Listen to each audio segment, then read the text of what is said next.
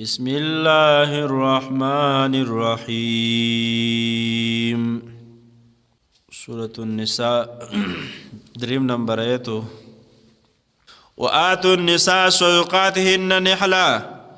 او ورکړي زنانو ته صدقاتهن مهرونه د دوی نحلتن په خوشحالۍ باندې نحلتن فریضه لازمن ورکي وته فإن تبنا لكم فسك وبخي دوی تاسو لره عن شيء څه شی خپل د توبه سوالګر بزانه نه جوړه چې خیر له خورته پرېدا نری ته په ورکول خخکاری ورکو ته مہر بیچ هغه ته بخي فإن تبنا لكم پس کو بخي دوی تاسو لره عن شيء څه شی منه د دې مہرنا نو نفسا فقلوه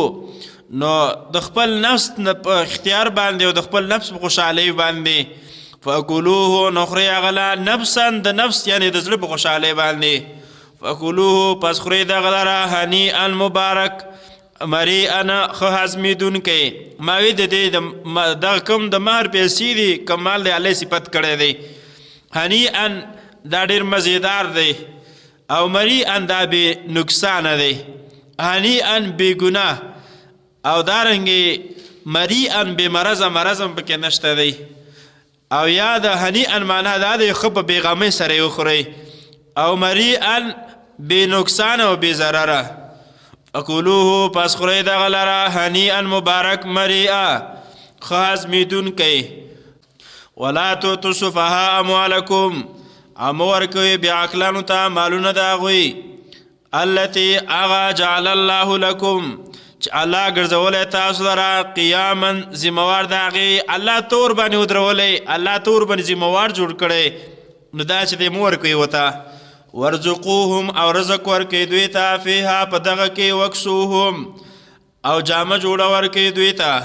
وقولوا لهم او وی دوی لره قولا معروفا وینا ښایسته بهترین خبره ورته وکړئ وابتلوا الیتامى امتحان کوي په یتیمانانو حتی اذا بلغوا النکاح تر دې چې کله ورسیږي نکاح ته بالغان شي فإن آنستم پس کچرې تاسو ولیده منهم د دوی نه رشدن هوښیارتوب تاسو ته نه هوښیارتوب محسوس که او پوه شئ ورباندې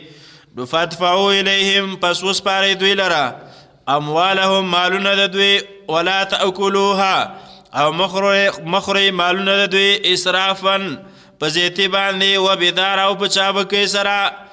ان یکبرو د دې وجې نه د یېرې د دې نه ان یکبرو چې لوی بشي غټ بشي دا ومن کان غنیا او څوک چې وي مالدار بې حاجته وي نو فلیستعفف نو ځان دې وساتي ومن کان فقیرا او هغه څوک چې وي محتاجه فلیأکل بالمعروف پس خوراک دو کې دی د هغه نه په ښه طریقه باندې چې د تجارت طریقه ده یا د قرض طریقه ده اذا دفعتم الیهم اموالهم پس کله چې ورکئ تاسو هغوی ته مالونه د دوی نو فاشهدوا علیهم پس ګواهان قایم کوي په دوی باندې وکفا بالله حسیبا او کافی او پوره دی الله حساب کوونکی په یتیم حساب سره نشي کولی او هغه غریب پوهېږي نه الله به حساب د سره کوي نو په دې خاطر باندې د یتیم سره ټګي مه کوه که ما یتیم دوکه که د یتیم مال مه وخوړه نو الله رب العالمین